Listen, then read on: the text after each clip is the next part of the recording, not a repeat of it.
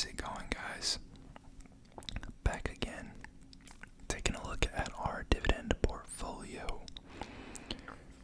Now, in the last video, we talked a little bit about how one of our stocks got acquired by another company. I mean, the deal hasn't closed yet, but it's pretty much said and done. So, what I ultimately ended up doing was trading out of that stock because it had already made its move and purchasing a new one that we're going to talk about today. Now, the reason that I didn't do the research on video before buying it is because it is one that I already own and have owned for a long time. But I am certainly going to take today. I am certainly going to take today to go through what I would have looked up and show you the reasons why I like it, some of the pros, some of the cons, and explain to you what it does. But typical disclaimer that this is not financial advice. This is more just for entertainment. This is what I'm doing. These are my personal opinions. I'm not really qualified to be giving out financial advice, so do your own research and consult a professional before investing.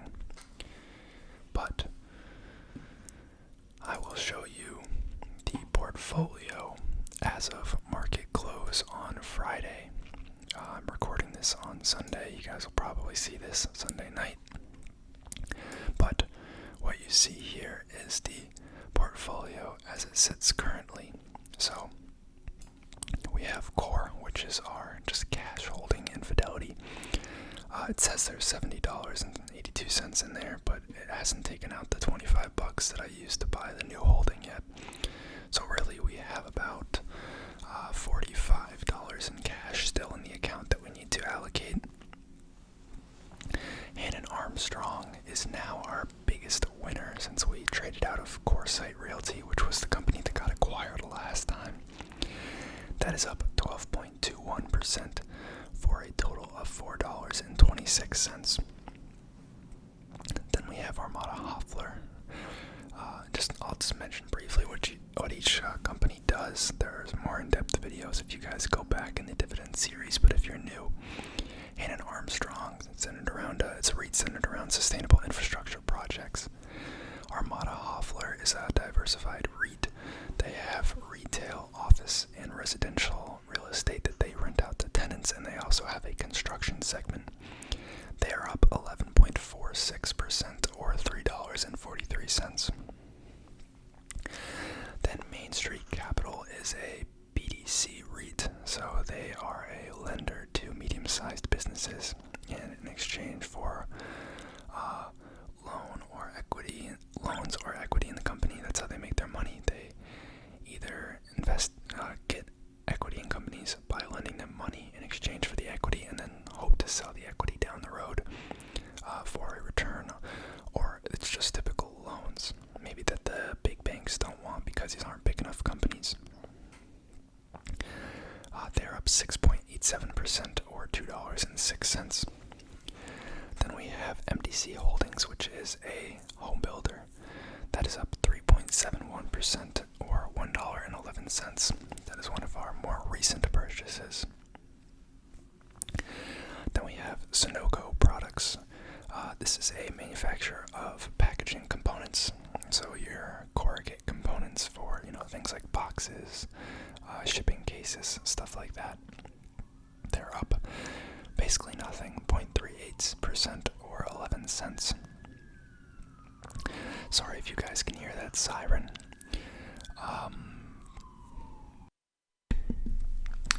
Sorry about that. I had to wait for the siren to pass. Next up is Agree Realty. This is a retail-centered REIT. So they have retail tenants like restaurants or your shopping centers. They are currently down 2.09% or $0.63. And then we have Community Healthcare, which is our biggest loser, down 4.96% or $1.49. And they are centered around long-term care or assisted living communities, so for your elderly patients. And then you'll see the new pickup is MPW, or Medical Properties Trust. So this company is centered almost primarily around primary care hospitals, so similar sector to CHCT, Community Healthcare Trust, that we already own. But this is more towards, actual hospital facilities where they're doing, operations, where they have emergency rooms, where they're doing checkups, things like those. They don't have any medical office space. That's a little different. I kind of like that MPW is strictly, or not strictly, they have some other properties, but primarily full-scale hospitals, because I feel like those are a lot more stable. They get, constant federal funding if there's ever any issues. You can't have hospitals going out of business, especially not in today's current climate. So, there's probably going to be some sort of backstop if these hospitals have any sort of issues. And then I just see the kind of healthcare sector. Kind of growing as we go forward, and that's kind of the similar reasoning behind CHCT.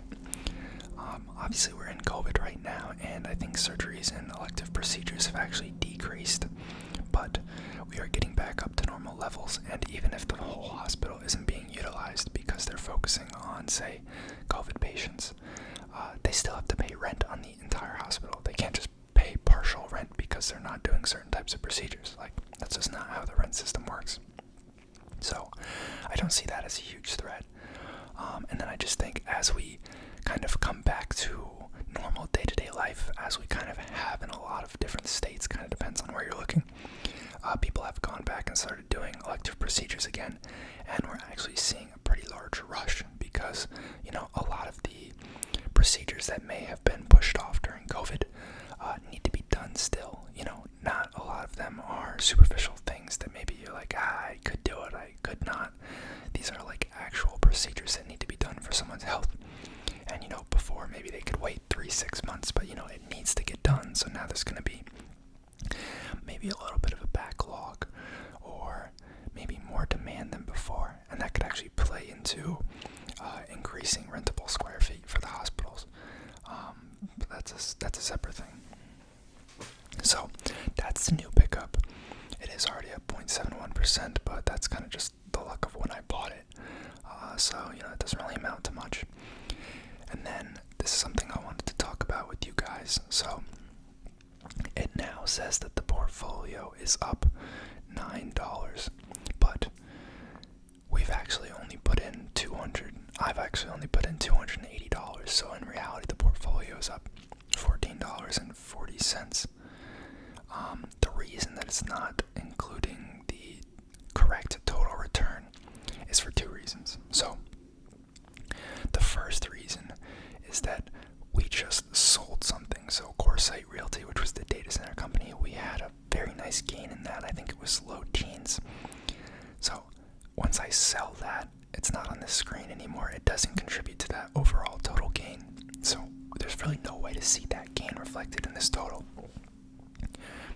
So when I sold that, this little percentage gain in the very bottom for the account total actually went down because that got converted to cash. I don't really like the way they do that. I like Robinhood's where it goes off the total account balance. You can, toggle the timeline and see your total return over a period. Even if you've already sold something, it's still factored into the calculation.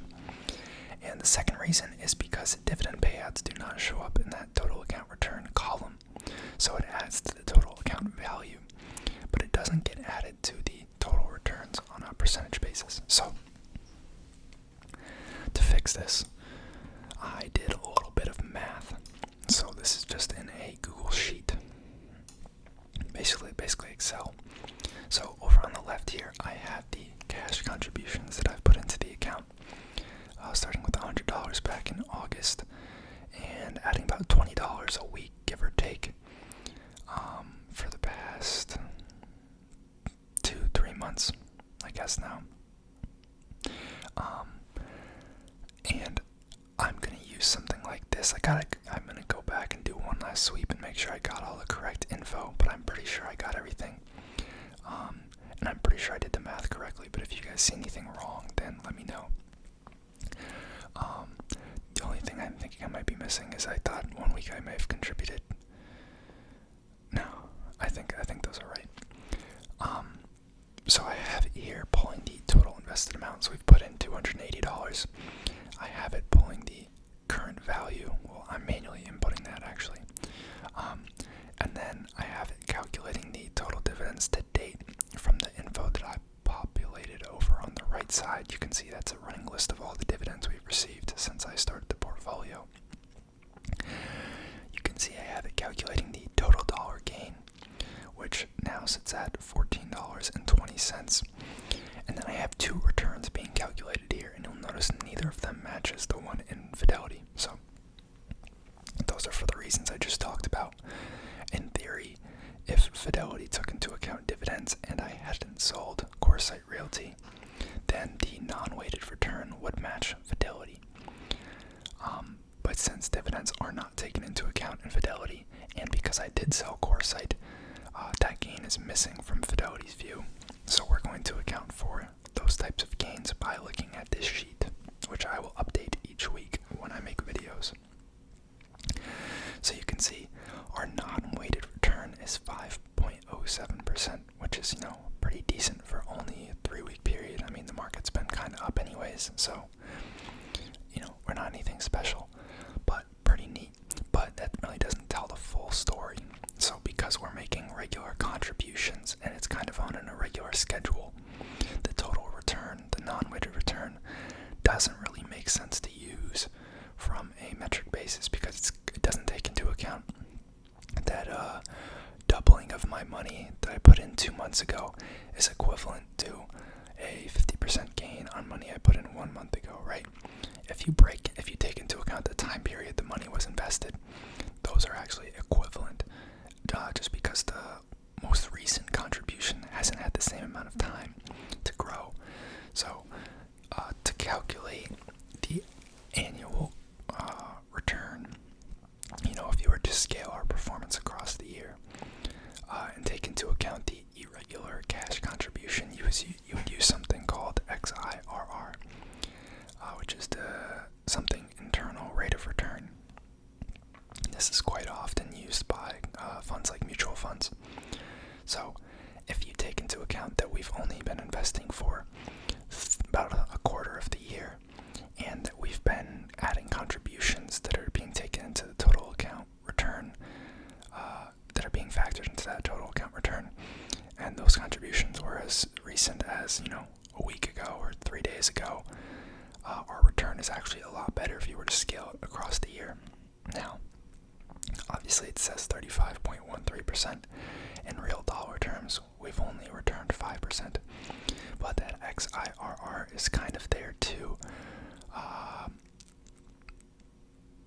accommodate the fact that we haven't been invested all year and we only have this brief period of investing to compare it to. So it's saying if you continued you had the exact same performance for the past year, then you would be looking at a 35.13% gain. That's what you would compare to, like, someone talking about the S&P, like, if you had just put all your money in the S&P at the beginning of the year, you'd be up 35%. Good luck at your XIRR and say, well, I kind of have returned 35.13%. It's just hard to prove that because I've been making contributions all year. And obviously the more recent contributions haven't had the same amount of time to grow. So that's why we use XIRR.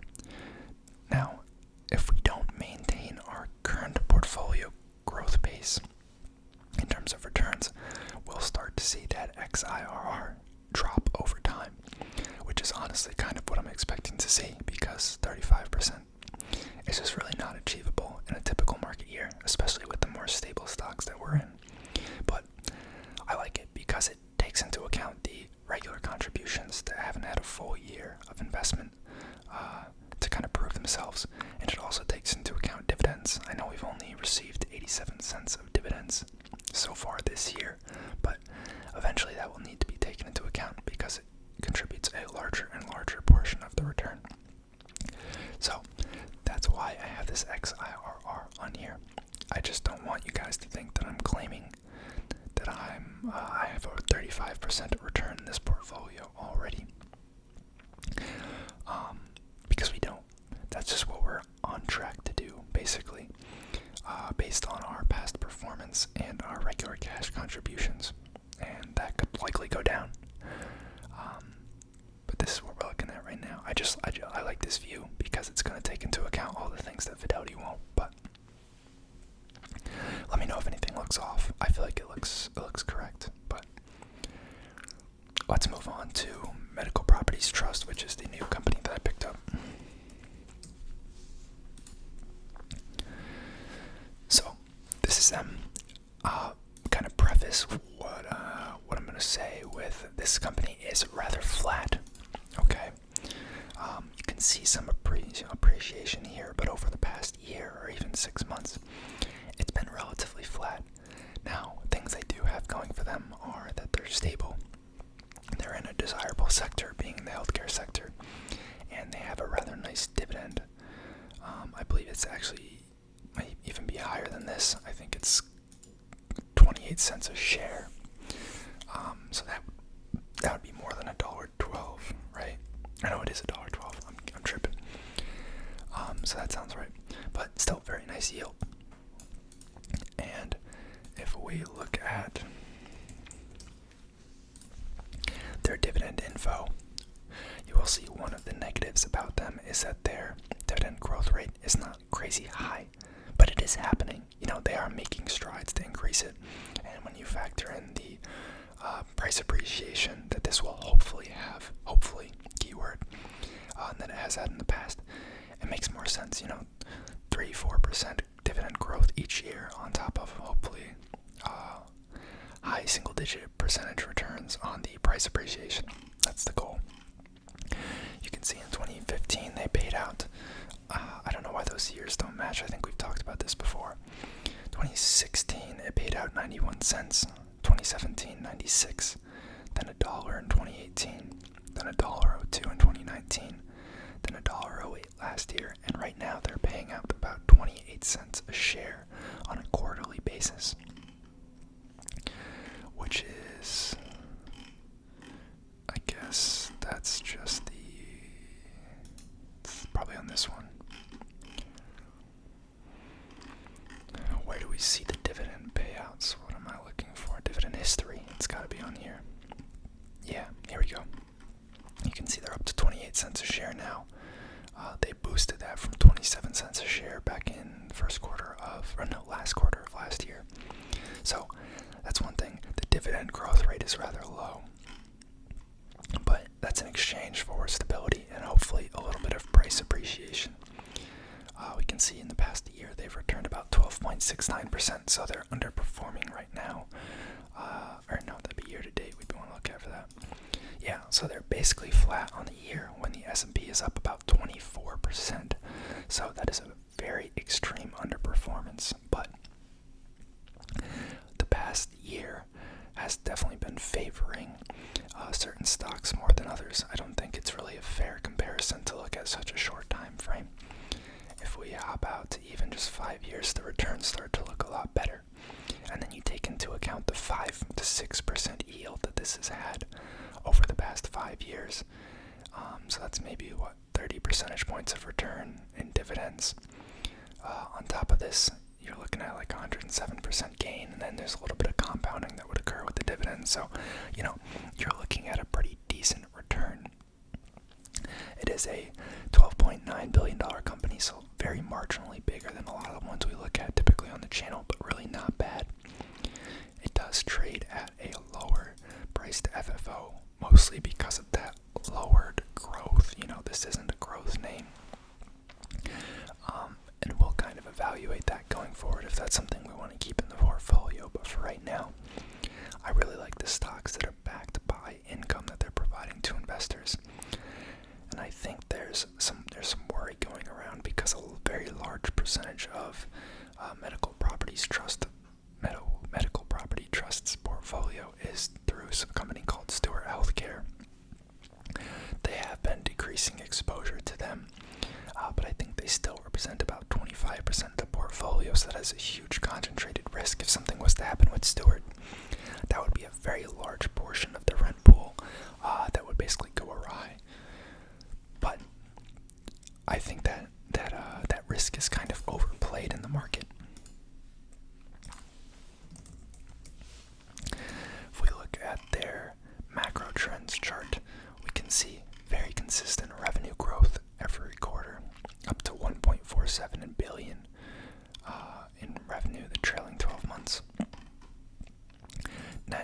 isn't really going to be useful because this is a REIT, but you can see that is also increasing. We'll see an increase in shares outstanding because this is a REIT. That is how they gain funding for new acquisitions and such. Not a huge deal if the revenue and assets are growing like they are, but that's my opinion. You can see they have about $19.7 billion in assets and about $11.3 billion in liabilities, so decent difference there. And then if we look at cash on hand, they have about $1.5 billion, which is very, very nice cash on hand for such a small company. If we look at their margins, you can see their net margins are consistently in the mid-30s, which is very, very solid. You do see, these nicer margins with real estate companies. There is a little bit of leverage involved in how most real estate companies operate their business, so that's something to think about. But these being in the healthcare space and backed by such large, important customers, basically to the communities that they serve, I'm a little less worried about that than I would be with a traditional real estate company.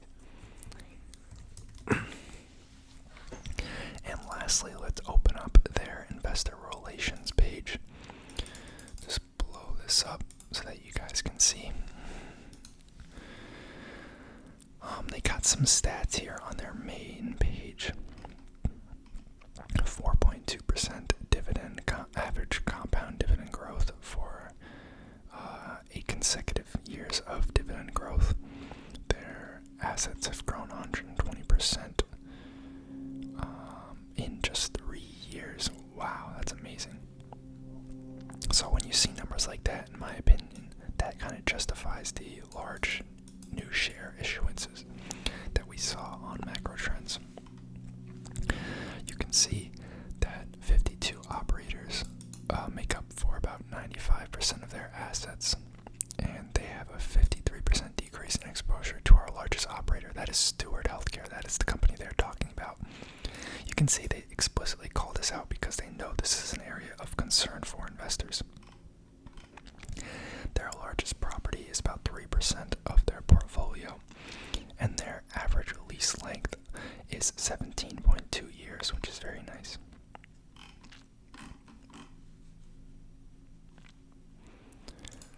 Let's pop open their presentations. Looks like our most recent one is from June. I'm actually surprised how long ago that it was, but that's fine.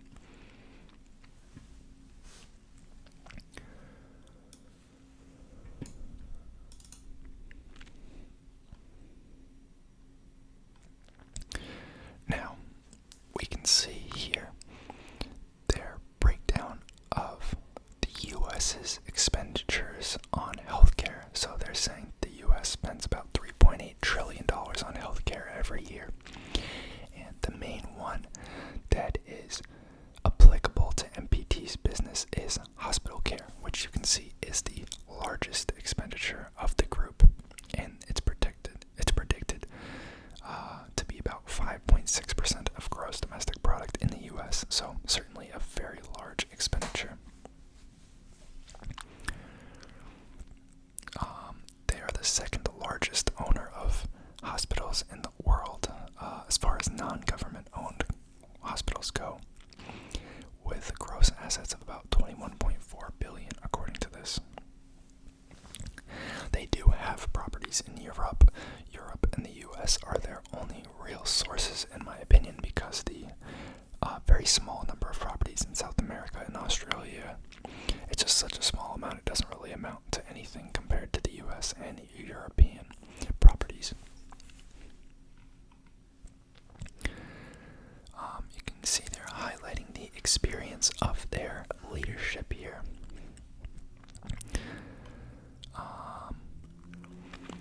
442 properties in 9 countries and 34 of the 50 U.S. states.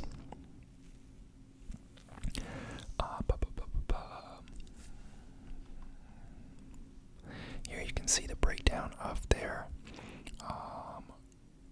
portfolio by location. So 59% of their portfolio is in the U.S., 22% is in the UK, 6% is is in Germany, 6% in Switzerland, 5% in Australia, and less than 1% in Spain and some other countries. And you can see that the vast majority of their revenue comes from general acute care, so these are your run-of-the-mill hospitals. The next highest, at like less than 20% of the revenue, is behavioral health. So this is going to be your psych wards and mental institutions, I believe. Then we have inpatient rehabilitation, so this is going to be your long-term care for inpatient rehabilitation surrounding after surgeries and such. Then we have long-term acute care. This is for people, I believe, that have chronic illnesses that need to be on monitoring, or maybe they're in the last leg of their life and they need around-the-clock care. And then freestanding ER and urgent care. So these are independent of hospitals. These are just like walk-in clinics and urgent care clinics. So you can see the vast majority of their property comes from just typical run-of-the-mill hospitals, which I really love. We can see their biggest state is Texas, then Massachusetts, California, Utah, Pennsylvania, and the other 21.9% is spread across 29 other states. So, you can see 36 properties.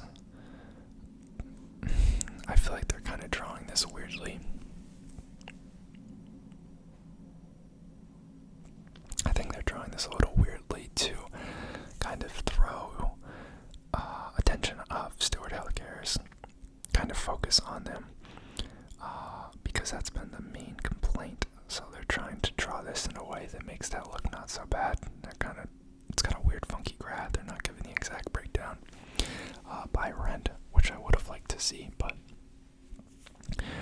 you can see, looks like Steward Healthcare is about, I don't know, trying to do math in my head.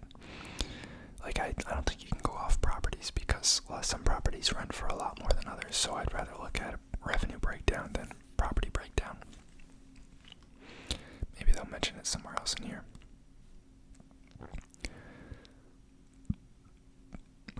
Steward Health, so they're highlighting Steward Health because they know this is a potential issue for investors. They're stating that they think that Steward Health has strong liquidity, with $600 million in liquidity as of March 2021. Hospital admissions have stayed between 93% and 108% capacity for the prior year since June of 2020. They are the largest physician-owned private tax-paying healthcare system in the U.S., and they're diversified across 6 distinct markets. No individual market represents more than 33% of Steward's total revenue. So they're making a case for Steward because they know it plays into their valuation and how they are viewed as a company. So neat to see that they're addressing it head on.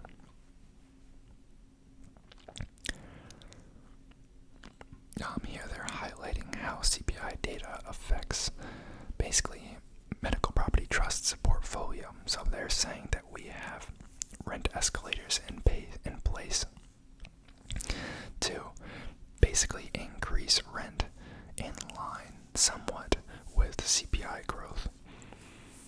So 90% of agreements provide for CPI-based escalators. All such contracts include minimum escalators averaging nearly 2% annually. So they're saying basically most contracts include escalators for rent to slowly bring it up over time to kind of combat inflation, most of which are tied directly to CPI data reported by the central government.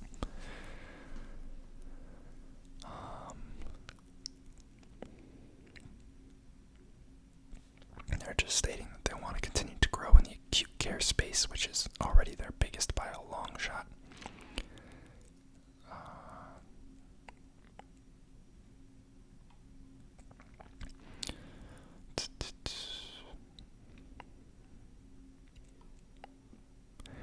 Here we can see the breakdown between the U.S. and the U.K.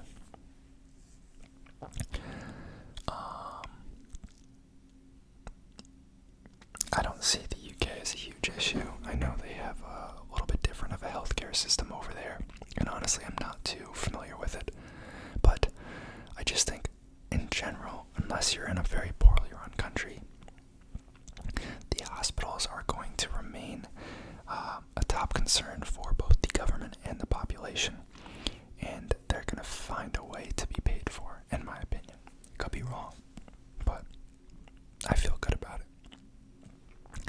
Here we can see the other three biggest countries: Germany, Switzerland, and Australia.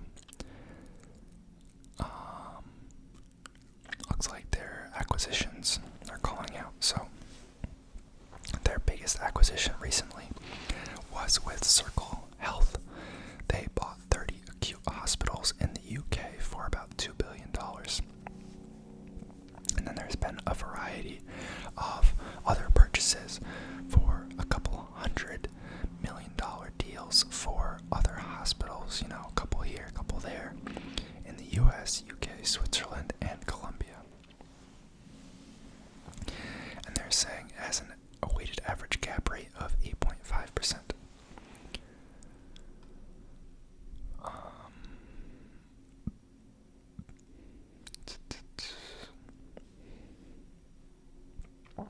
Looks like this is a behavioral health service company that they're looking to acquire for about $950 million. It sounds like it's in the works, and they're expecting it to close in the second half of 2021. This may or may not have already closed. I can't remember. This is okay, we're back. This is probably one of the portions of the portfolio that I'm least excited about, just because I think the behavioral health segments are a little less reliable than the acute care facilities, but it's not a huge portion of their business. And with the seemingly increased issues with drug issues, mental health, those type of things increasing somewhat, sadly, I don't think they're really at risk. I just think they're a little bit more of a, luxury item. Like, not everyone can afford to go to these types of things, but everyone might need to go to a hospital for treatment. You can't just skip surgery. But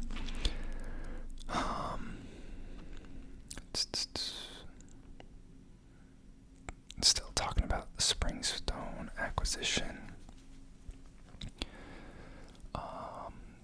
They're talking about their further plans for the behavioral health industry, saying it's a $260 billion market opportunity, only about 40% penetrated.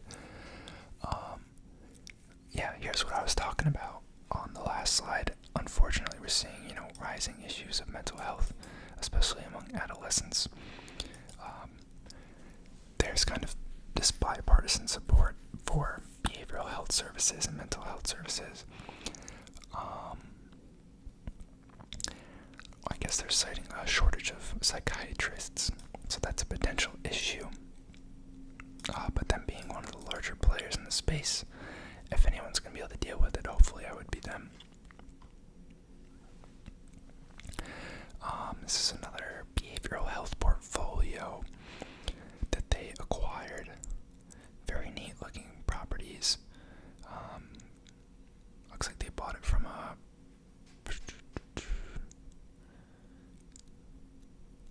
Did they buy it or sell it?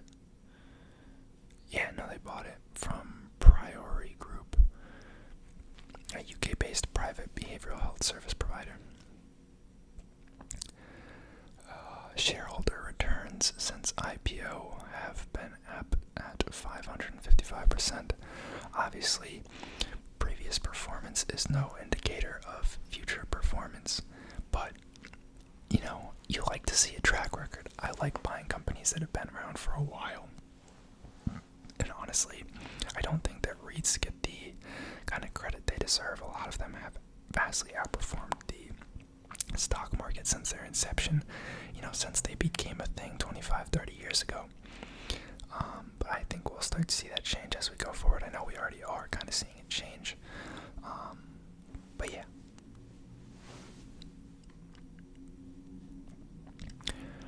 They're saying they've seen a 31% annual growth rate on their assets since 2010.